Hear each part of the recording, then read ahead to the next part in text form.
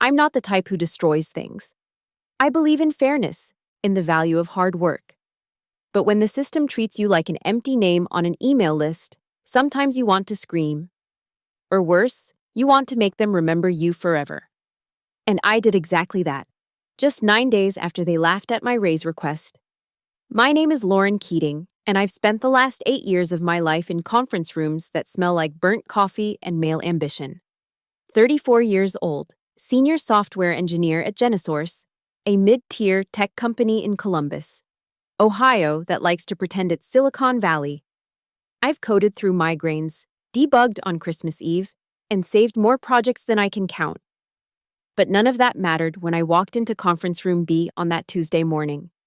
The room was full of suits. 5 men, 1 woman from HR who wouldn't make eye contact.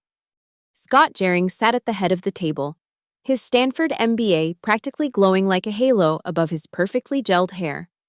He'd been promoted to team lead 6 months ago, despite having half my experience and none of my technical knowledge. But he had something I didn't, a Y chromosome and a golf buddy in upper management.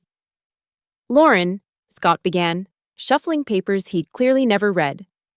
"We've reviewed your compensation adjustment request." I'd prepared for this moment for weeks. Printed out performance reviews, client testimonials, metrics showing how my code reduced processing time by 37%.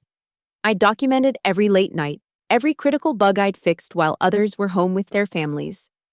The folder in my hands was my proof that I deserved more than the 73 cents to every dollar my male colleagues made. As you can see from my documentation, I started, my voice steady despite the rage building in my chest.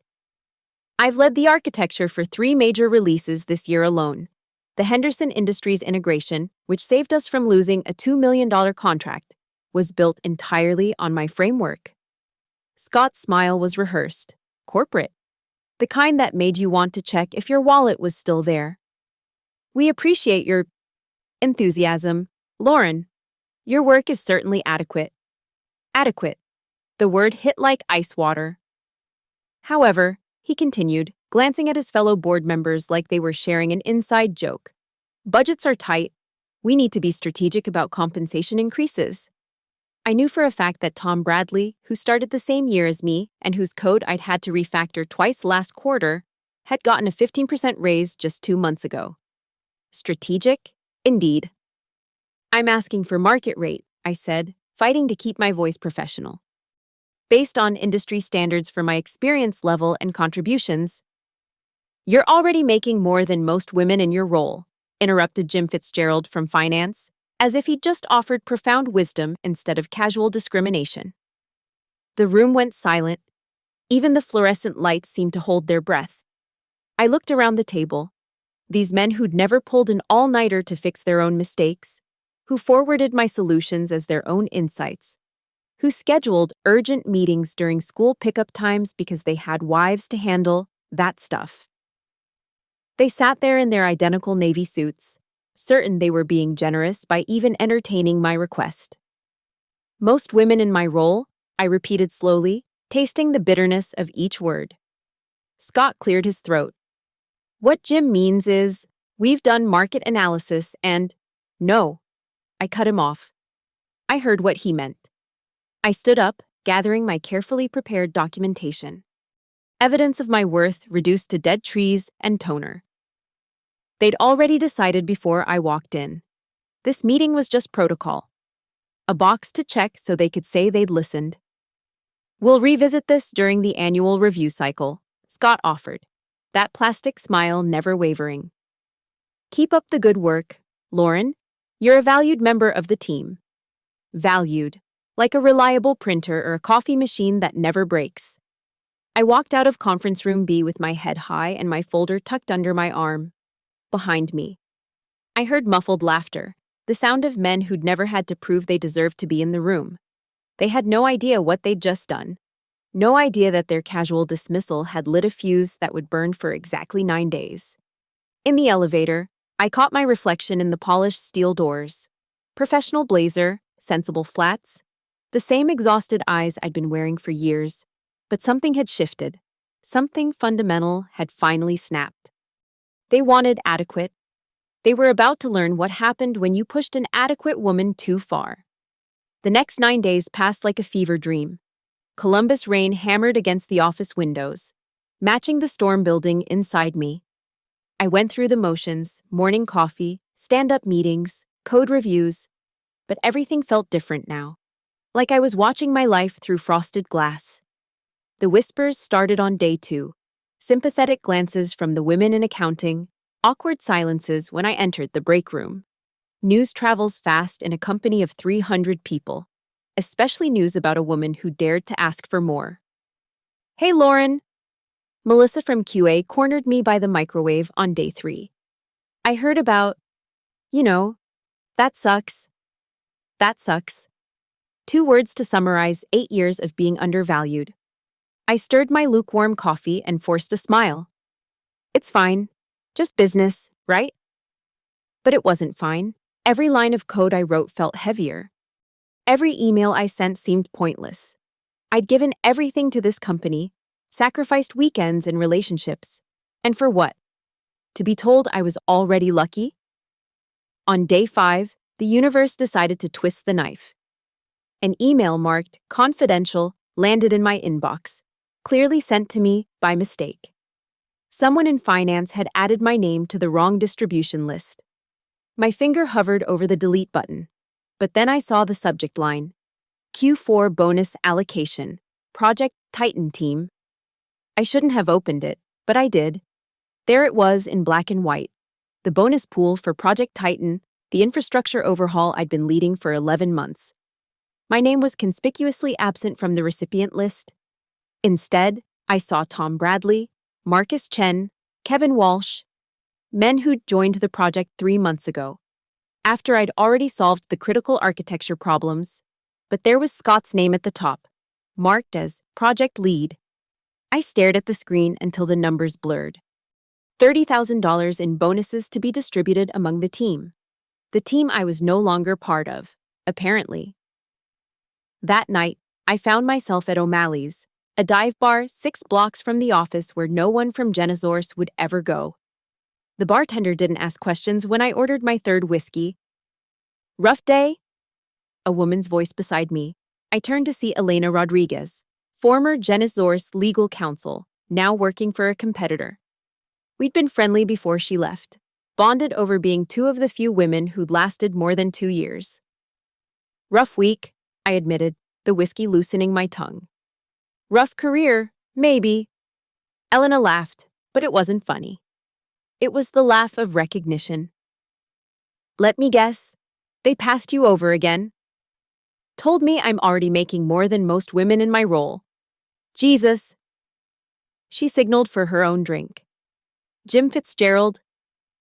"You know it." We drank in silence for a moment. The bar's neon signs reflected in the puddles outside, distorting reality into something more honest. "You know what the worst part is?" I said, surprising myself. "I keep thinking about all the times I apologized for their mistakes. Every client call where I had to smooth over some man's fuck-up. Every deadline I killed myself to meet because someone else dropped the ball." The emotional labor in voice, Elena nodded. "If we could bill for that, we'd be millionaires." Remember the Morrison Industries disaster? I was on a roll now. Kevin literally deleted the production database. Guess who spent 48 hours straight recovering it? And guess who got the promotion when the crisis was over? The art of failing upward. Elena raised her glass in mock toast. Must be nice to have that kind of safety net. I pulled out my phone, scrolling through old emails. Evidence of my dedication. Late-night timestamps, emergency fixes, grateful messages from clients that somehow never made it to performance reviews. "I have a back door," I said suddenly, the words escaping before I could stop them. "In the Titan system. From a patch I implemented in February. They made me fix their mess on a Sunday, but they never gave me proper access. So I created my own." Elena's eyes sharpened. She wasn't legal counsel anymore, but old habits die hard. "Lauren." "I'm not going to do anything," I lied, finishing my drink. "Just saying." It's funny how they trust me to fix everything but not enough to pay me fairly. The rain had stopped by the time I left the bar. The streets gleamed under streetlights, washed clean but somehow still dirty underneath. Like Jenna's horse, like Scott's smile, like the whole damn industry that convinced women to be grateful for scraps. At home, I opened my laptop and stared at the login screen. The backdoor access lurked in my terminal history. A few keystrokes away, power I'd never intended to use. But then I thought about that email, about my name crossed off the list, about 11 months of work attributed to men who couldn't even spell architecture correctly in their commit messages. I didn't log in. Not yet. But I didn't delete the access, either. Outside, thunder rolled across the Ohio sky. The storm wasn't over, it was just getting started. Project Titan was supposed to be Genesaurus's golden ticket. A complete infrastructure overhaul that would position us as a serious player in the enterprise market. $3 million in development costs, with a potential $50 million in new contracts if we could prove our system could handle Fortune 500s at scale. The kind of project that makes or breaks companies and careers. I knew every line of its code like my own heartbeat. I'd architected the core framework during countless late nights, building something elegant from the garbage fire of legacy systems, the distributed processing engine, the failover protocols, the API gateway that could handle millions of requests without breaking a sweat. All mine. But there was something else I knew, something I tried to tell them about in February, March, and again in April. A critical vulnerability in the authentication layer that could bring the whole system down if triggered in a specific sequence. Not a bug exactly, more like a design flaw that emerged from rushed decisions and ignored warnings. It needs to be fixed before deployment. I'd written in 3 separate emails to Scott and the executive team. Each time, the response was the same. We'll address it in the next sprint. The risk is minimal. We can't afford delays. They couldn't afford delays, but they could afford to cut me out of my own project. I pulled up the technical documentation on my personal laptop, the one they couldn't monitor. Every architectural decision, every compromise, every shortcut they'd forced me to take. It was all there, including the fatal flaw they'd chosen to ignore. The authentication service had a race condition. If multiple requests hit the system in a specific pattern, something that would never happen in normal testing but could easily occur under real-world load, the whole thing would cascade into failure. Memory leaks, corrupted data states, complete system lockdown. I'd even written a proof of concept showing how it could happen. Too theoretical, Scott had said, barely glancing at my documentation. We've run hundreds of tests. Sure. Hundreds of tests in controlled environments with predictable patterns. Not the chaos of actual production traffic. Not the mess of real users doing unexpected things. The beautiful irony was that the backdoor I'd created wasn't even meant for sabotage. I'd needed it to monitor the system during those Sunday emergency fixes, when the official access protocols were too slow and bureaucratic. A simple SSH tunnel with elevated privileges, hidden behind layers of innocuous-looking services. They'd never know it existed unless they did a deep security audit, and why would they? I was the one who usually handled those. I studied the demo schedule on the company portal. November 15th, they'd fly in investors from Seattle, give them the full dog and pony show. Live demonstration of Project Titan handling massive loads, processing complex transactions, proving that Genesaurus could play with the big boys. Scott would be there in his best suit, taking credit for architectural decisions he couldn't even explain. The executive team would talk about their innovative approach and cutting-edge solutions. They'd promise reliability, security, scalability, all the buzzwords that make venture capitalists reach for their checkbooks. And they'd do it all using the system I built, without me in the room. I opened my email and scrolled through the chain from February. There it was, my warning in black and white. The current authentication implementation has a critical race condition that could cause cascading failures under specific load patterns. Recommend immediate refactoring of the token validation process. Scott's response, time-stamped 2 hours later. Noted. We'll revisit post-launch if necessary. Post-launch, after the contracts were signed and the money was in the bank. After his bonus was secured and his promotion guaranteed. After my contributions were forgotten and my warnings dismissed as over-engineering. But what if post-launch never came? What if their perfect demo became a perfect disaster? I closed the laptop and walked to my window. Downtown Columbus glittered in the distance, office buildings full of people playing the same games, fighting the same battles. How many other women were staring at their reflections right now, wondering if this was all there was? If being adequate was the ceiling, not the floor? The plan formed itself without my conscious input, like code writing itself. I wouldn't have to do much, just trigger the vulnerability at the exact right moment. A few carefully crafted requests during peak demo load, the system would do the rest, unraveling like a cheap sweater once you found the right thread to pull. They'd scramble to fix it, of course, but without me there to guide them. Without understanding the deep architecture I'd created, they'd be lost. Hours would pass. The investors would grow restless, then concerned, then gone.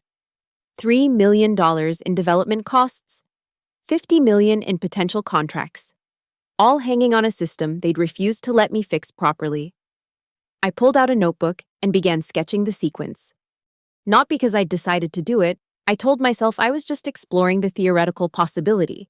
Like a thought experiment, like the warnings they'd ignored. But deep down, I knew better. They'd taken my project, my recognition, my future. They'd laughed at my request for fair compensation while planning to profit from my work. Project Titan was their baby now. They'd made that crystal clear. Maybe it was time they learned what happened when you took custody of something you didn't truly understand. The beauty of a good plan is that it doesn't look like a plan at all. It looks like coincidence, bad luck, maybe incompetence, anything but deliberate action. Over the next 3 days, I became a ghost in my own code, moving through systems like whispers through empty hallways. First, I needed evidence. Not for them, for me. Insurance, you might call it. Or just the satisfaction of being proven right when everything went to hell. I started with the logs. Every ignored warning, every dismissed concern, every shortcut they'd forced me to implement against my better judgment. The company's internal Slack was a goldmine of casual negligence, Scott joking about Lauren's paranoid edge cases, Jim from finance asking why we were wasting time on hypothetical problems. The CTO himself saying, "Ship it now, fix it later," had become company policy. But the real treasure came from an unexpected source. Elena texted me on day 7. "Coffee? I have something you might find interesting." We met at a Starbucks far from the office district. Elena looked nervous, sliding a flash drive across the table like we were in a spy movie. "I still have friends inside," she said quietly. "This is from the last security audit, the one they buried." My hands shook as I pocketed the drive. "Elena, I can't." "I'm not here," she interrupted. "We never met." "But Lauren, whatever you're thinking of doing, make sure you're ready for what comes after." That night, I plugged in the drive and found myself staring at a professional security assessment that confirmed everything I'd been saying. The authentication vulnerability was there, flagged as critical immediate action required. The report was dated 6 weeks ago. 6 weeks of them knowing and choosing to do nothing. But there was more. Other vulnerabilities I hadn't even known about. Permissions that hadn't been properly revoked. Test accounts with production access. The kind of negligence that spoke to a deeper rot in the company culture. I started documenting everything, creating a paper trail that led everywhere but back to me. Anonymous tips to the internal audit team about concerning patterns in the system logs. Worried emails from a beta tester about potential security issues. Each message sent from a different VPN, a different throwaway email. Breadcrumbs that would only make sense in hindsight. The development team was already on edge. My anonymous reports had them chasing shadows, looking for problems in all the wrong places. I watched from my desk as they ran increasingly frantic tests, never quite hitting the specific sequence that would trigger the cascade. "Everything looks fine," Tom Bradley announced in the Daily Stand-Up, sweat visible on his forehead despite the air conditioning. We've run the demo sequence 50 times. No issues. Of course there were no issues. They were testing the happy path, the expected behavior, not the edge cases they'd dismissed as paranoia. I kept my head down, contributing just enough to avoid suspicion. Fixed a few minor bugs, reviewed some code, attended meetings where they discussed the demo logistics without once mentioning my name. The invisibility that had frustrated me for years now became my greatest asset.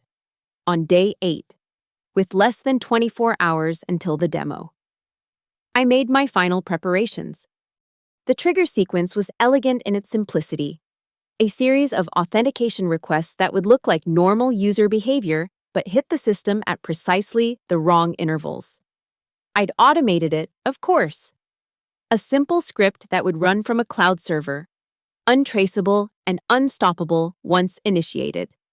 But I added one more element, something they'd never expect. I embedded a fix. Not an obvious one, that would be suspicious.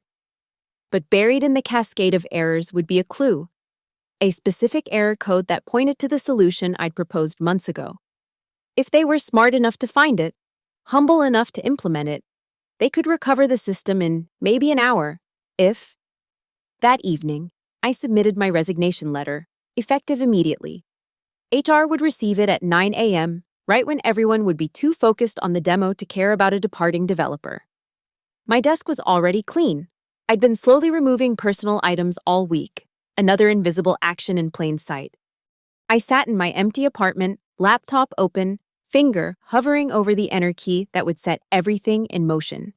This wasn't just about revenge anymore. It was about making them see what they'd refused to look at, about forcing them to value what they'd dismissed.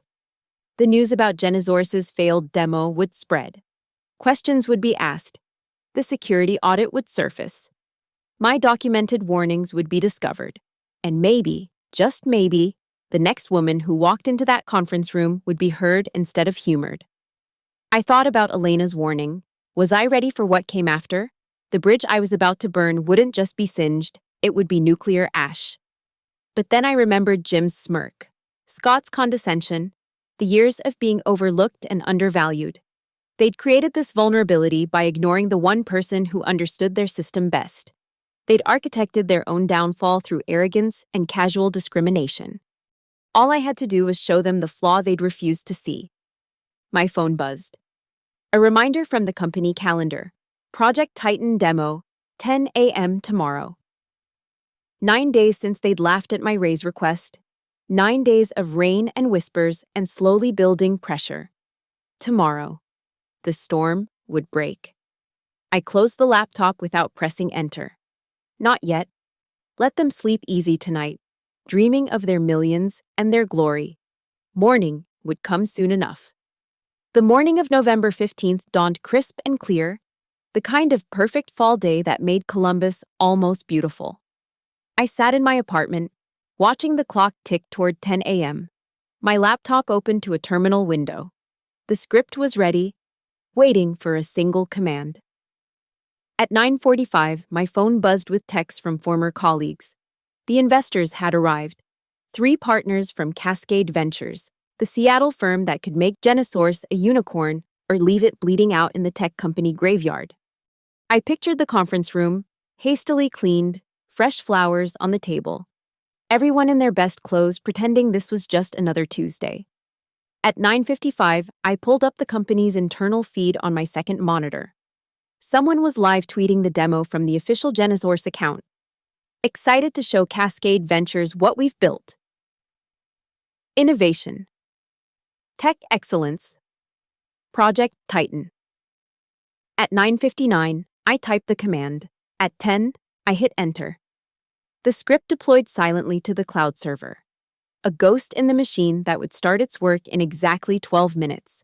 Just enough time for Scott to get through his opening presentation. For the investors to lean forward with interest. For the stakes to be at their absolute highest. I watched the internal Slack channels explode in real time. The demo had started strong. Scott was in his element, promises flowing like wine. Unprecedented scalability. Military-grade security, revolutionary architecture that sets us apart from the competition. 10:12 a.m. The first authentication request hit the system, then the second, then the third, each time to the millisecond to trigger the race condition I'd warned them about. On my screen, I watched the cascade begin, a beautiful disaster unfolding in real time.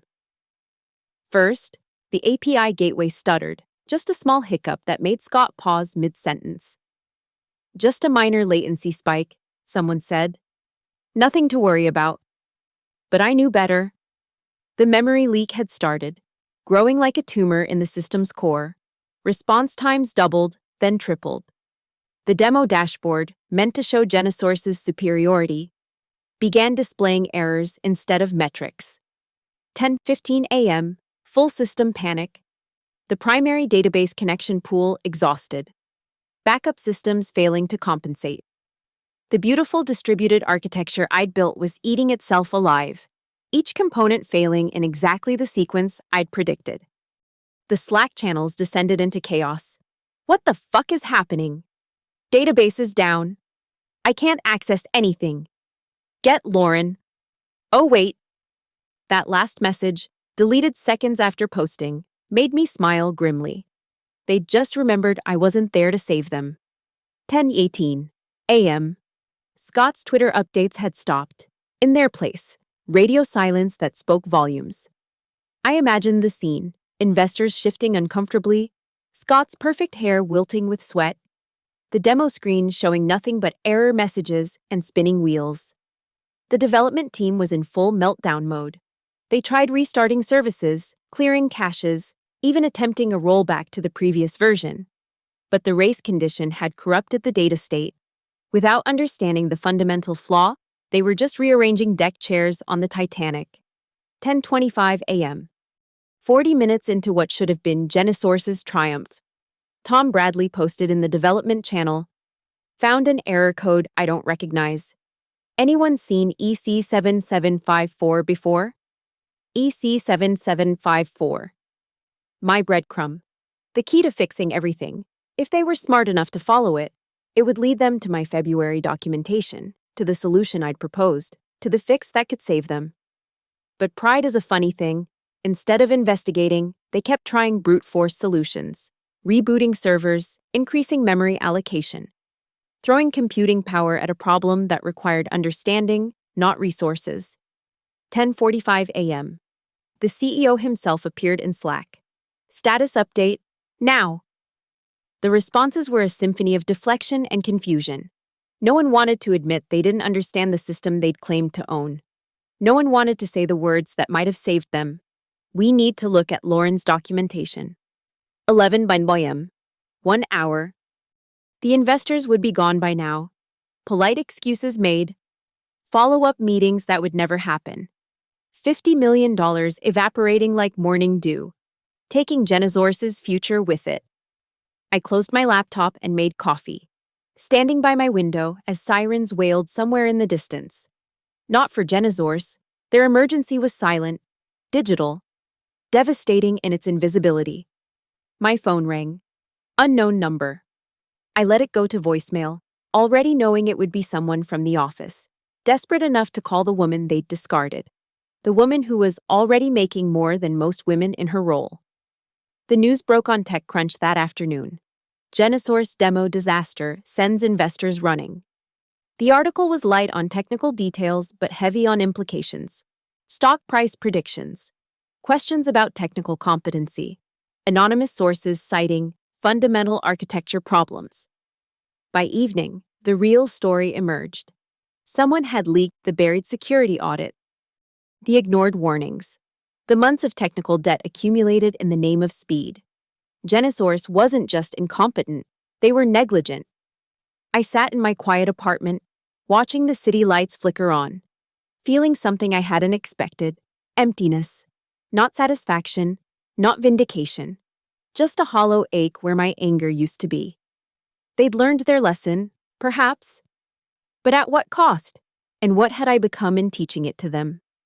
My laptop sat closed on the coffee table, the backdoor access still there, still secret. Evidence of what I'd done, or rather, what I'd allowed to happen.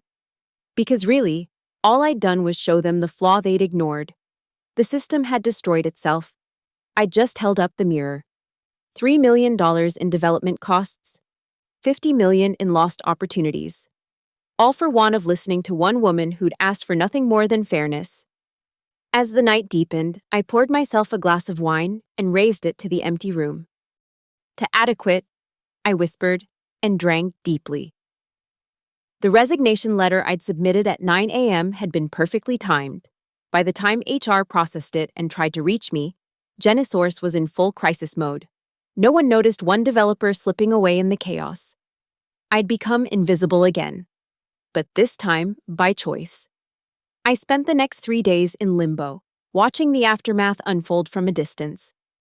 My phone accumulated missed calls, 23 from various Genisource numbers, 6 from Scott personally. I didn't answer any of them. What was there to say? On day 3, I executed the final phase. The package I'd prepared went out simultaneously to multiple recipients, the Genisource board of directors, 3 major shareholders, and 2 carefully selected tech journalists who specialized in workplace discrimination stories. Inside was everything. The buried security audit. My ignored warnings about the authentication flaw, dated and time-stamped. Email threads where my contributions were minimized or erased. The accidentally forwarded bonus distribution list with my name conspicuously absent. And the crown jewel, an audio file, I'd recorded it legally. Ohio being a one-party consent state. The leadership meeting from 6 weeks ago where they'd discussed the Project Titan demo. Scott's voice was crystal clear. We'll put the B team on the actual presentation. Lauren's too technical, too detail-oriented. She makes investors nervous with all her potential problems. Better to have her in the background where she belongs. She's too emotional to be in the room anyway. Jim had laughed. Remember when she got upset about the database architecture? Like anyone gives a shit as long as it works. The leak hit the tech news cycle like a bomb. Genisource disaster. Ignored female engineers' warnings. Led to 50 millimeters catastrophe. The audio clip went viral on Twitter. Too emotional to be in the room became a rallying cry for women in tech sharing their own stories. By Friday, the dominoes were falling fast. Scott Jerings, suspended pending investigation. Jim Fitzgerald, pursuing other opportunities. The CEO issued a tone-deaf statement about reviewing our communication processes that only made things worse. The technical post-mortem, when it finally came out, was damning. They'd found my breadcrumb, followed it to the solution, implemented the fix I designed months ago. The system was stable now, but the damage was done. Cascade Ventures had moved on to other investments. 2 major clients pulled their contracts. Genisource stock dropped 30% in a week. Elena texted me just once. Holy shit, you actually did it. I didn't respond. What was there to say? That I'd planned it all? That watching them scramble had felt like justice until it just felt like watching people drown? That I'd won but didn't feel like a winner? The job offers started rolling in almost immediately. Companies that had ignored my resume for years suddenly wanted to talk. We value engineers who speak truth to power, they said. We need someone with your expertise and integrity. Integrity? The word tasted like ashes. A week after the demo disaster, an unexpected email arrived. Not from Genisource, but from Margaret Walsh, one of the investors who'd been in the room that day. Ms. Keating, I'd like to discuss a proposition. Your documentation and foresight impressed me, even if Genisource failed to appreciate it. I'm launching a new venture focused on technical infrastructure. We need a chief architecture officer who isn't afraid to identify problems before they become catastrophes. Interested? I stared at the email for a long time. A C-suite position, the recognition I'd craved, the money I'd deserved. All it had taken was burning my previous life to the ground. That night, I finally listened to Scott's voicemails. They evolved from angry to desperate to pathetic over the course of days. You set us up. Please, just tell us how to fix it. My kids' college funds were in Genesaur's stock. I'm sorry, okay? Is that what you want to hear? No, I realized. That wasn't what I wanted to hear. What I wanted was to never have been in this position at all, to have been valued from the start, to have been heard without having to force them to listen. I deleted the voicemails, one by one. Then I deleted the backdoor access, the scripts, every trace of what I'd done. Not because I feared consequences, I'd been too careful for that, but because holding on to them felt like holding on to poison. Margaret Walsh's offer sat in my inbox, waiting for an answer.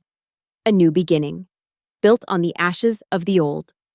The tech world was watching now, wondering what Lauren Keating would do next. The woman who'd brought down Genesaurus, the engineer who'd been too emotional to be in the room. I thought about all the women still sitting in conference rooms, being told they were adequate, being erased from their own achievements. Did they need a cautionary tale or an inspiration? Was I a whistleblower or a saboteur? A hero or a villain? Maybe I was all of those things. Maybe that was the point. I opened my laptop and began typing my response to Margaret Walsh. Whatever came next, it would be on my terms. No backdoors needed. The ghosts of Genesaurus could rest now. I had new code to write. 6 months later, I stood in my new apartment overlooking Lake Michigan, coffee mug warming my hands as sunrise painted the water gold. The Columbus skyline was 300 miles behind me, along with everything that had happened there. Chicago offered what I needed most: distance and a fresh start. My phone buzzed with morning notifications, the usual LinkedIn messages from recruiters, a calendar reminder for my 10 a.m. board meeting, and buried at the bottom, a Google alert I'd forgotten to turn off. Genesaurus files for Chapter 11, Bankruptcy. I stared at the headline longer than I should have. The article was brief, clinical. Massive client exodus. Failed restructuring attempts. Assets being sold to competitors for pennies on the dollar. 300 people out of work. 300 people who'd had nothing to do with that conference room, that rejection, that cascading disaster I'd orchestrated. I closed the notification and turned back to the lake. Somewhere beneath the satisfaction, guilt had taken root. Not for Scott or Jim or the executives who'd created that toxic culture. They'd landed on their feet, as men like them always did. But for the junior developers, the administrative staff, the security guards who'd smiled at me every morning. Collateral damage in a war they didn't even know was being fought. My new role at Walsh Technologies was everything I'd wanted. Chief Architecture Officer, reporting directly to Margaret. A team that actually listened when I identified vulnerabilities. A salary that reflected my worth. No more fighting to be heard. No more being erased from my own achievements. But sometimes, in quiet moments like this, I wondered what would have happened if they'd just said yes. If they'd given me the raise, kept me on Project Titan, treated me like the engineer I was instead of a problem to be managed. Would Genesaurus have succeeded? Would those 300 people still have jobs? Would I still recognize myself in the mirror? You can't save people from their own blindness, Margaret had told me during one of our early meetings. All you can do is make sure you're not standing under the building when it falls. She was right, of course. But being right didn't make it easier to sleep at night. I finished my coffee and moved to my home office, a real office now, with windows and a door that closed and no one to interrupt me with their quick questions that always took an hour. The Walsh Technologies codebase spread across my monitors, clean and elegant and properly documented. No hidden vulnerabilities, no ignored warnings, no ticking time bombs. This was what I'd wanted all along. To build things that worked, to be valued for my expertise, to never again sit in a conference room being told I was lucky to be there at all. A message popped up in Slack. One of my junior developers, a young woman fresh from boot camp, asking about implementation patterns. I spent 20 minutes walking her through the solution, making sure she understood not just the how, but the why. When she thanked me, I typed back, "Your questions are always welcome. Speaking up about problems is how we prevent disasters." Because that was the real lesson, wasn't it? Not that revenge was sweet or that karma was real or any of those comfortable lies we tell ourselves. The lesson was simpler and harder. Systems that silence voices will eventually silence themselves. I'd asked for a raise, they'd given me a reason, and in the end, we'd both gotten exactly what we deserved. The lake stretched endlessly before me, deep and dark and full of hidden currents. Somewhere beneath its surface lay shipwrecks from storms long past, monuments to navigation failures, to ignored warnings, to captains who thought they knew better than the people reading the instruments. I raised my empty mug in a silent toast to those wrecks, to Genosaurs joining them in the depths, to all the women still fighting to be heard over the noise of masculine certainty. Then I turned back to my code and got to work. There were systems to build, problems to solve, and young developers to mentor. The past was written, debugged, and deployed. Time to start writing the future. Thank you for listening to this story. I'm curious, where are you listening from? Drop a comment below and let's connect. If this story resonated with you, please subscribe to the channel and share your thoughts. Have you ever faced a similar situation in your workplace? How did you handle it? I'd love to hear your experiences.